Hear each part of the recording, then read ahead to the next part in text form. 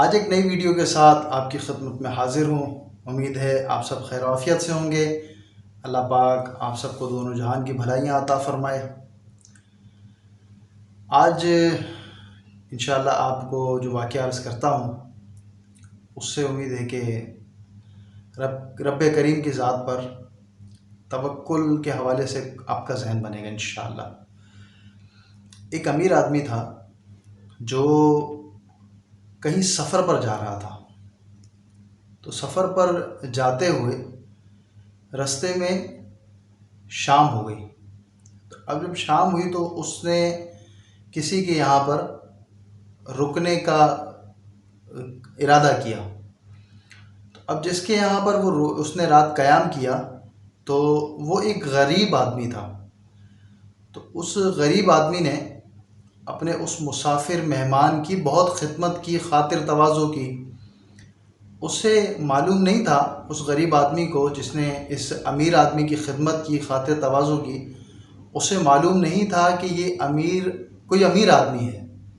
اس نے تو فقط ویسے ہی اس کی خدمت کی اور جو بھی اس سے ہو سکا اس نے اسے اچھے کھانے بھی کھلائے اور رات رکنے کا بھی انتظام اچھا کیا۔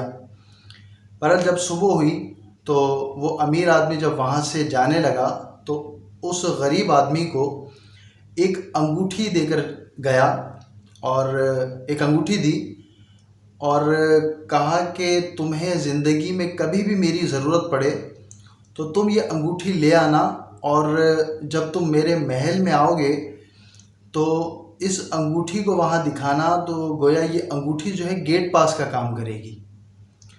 تو اس غریب آدمی نے وہ انگوٹھی رکھ لی اور یہ امیر آدمی جو ہے وہ اپنے سفر پر آگے روانہ ہو گیا۔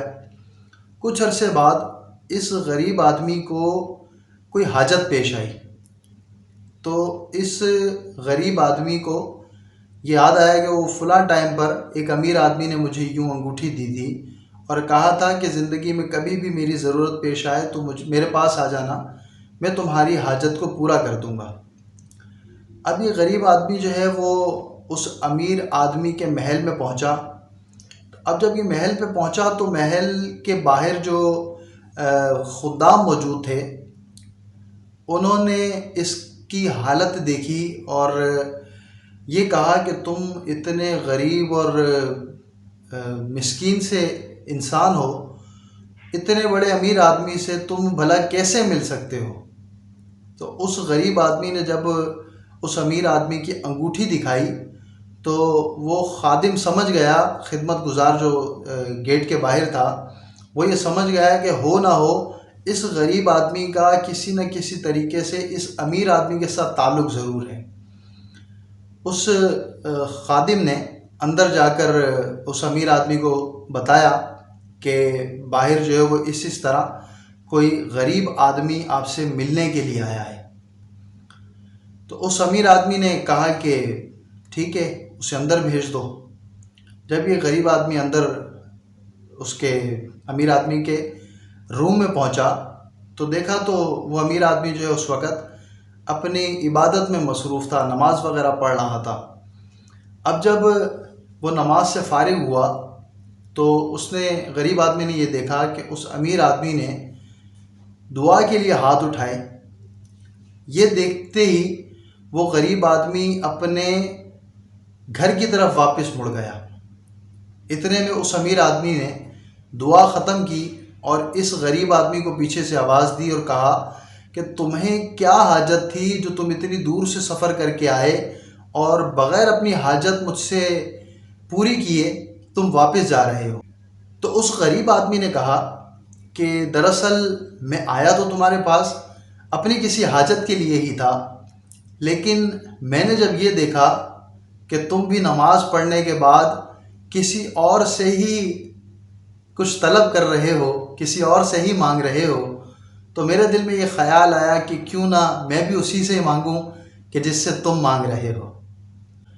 تو یہ واقعہ جو ہے ہمیں یہ میسج دے رہا ہے کہ ہمیں بھی رب کریم کی ذات سے ہی مانگنا چاہیے اور اپنی حاجات کو اللہ کریم کی بارگاہ میں پیش کر دیں۔ اصل ہے کہ یقین کامل کے ساتھ مانگیں۔ رب کریم کی ذات اتنی کریم ہے کہ اللہ پاک کو ہمارا مانگنا واقعی پسند ہے۔ ہم مانگے تو صحیح، رب کریم سے ہم مانگنے والے بن جائیں، انشاءاللہ اللہ پاک ہمیں عطا ضرور فرمائے گا۔ رحمت حق بہانہ می جوید، ایک فارسی کا مقولہ ہے، رحمت حق بہانہ می جوید، رحمت حق بہانہ می جوید، یعنی اللہ تبارک و تعالیٰ کی ذات بہا یعنی قیمت طلب نہیں کرتی ہے، اللہ پاک کی ذات تو بہانہ طلب کرتی ہے۔ تو ہم اگر سچے دل سے انشاءاللہ رب کریم کی ذات سے مانگیں گے تو ہماری حاجات ضرور پوری ہوں گی۔ امید ہے آج کی ویڈیو آپ کو پسند آئی ہوگی، اور اگر آپ چینل پر نئے ہیں اور آپ نے چینل اب تک سبسکرائب نہیں کیا تو میری آپ سے گزارش ہے کہ چینل کو سبسکرائب کر لیجئے اور بیل آئیکن کے بٹن کو بھی پریس کر دیجئے تاکہ ہر نئی آنے والی ویڈیو آپ کو وقت پر مل سکے۔ کل انشاءاللہ الکریم ایک نئی ویڈیو کے ساتھ آپ کی خدمت پہ پھر حاضر ہوں گے۔ تب تک کے لیے فی امان اللہ، اپنی دعاؤں میں یاد رکھیے گا۔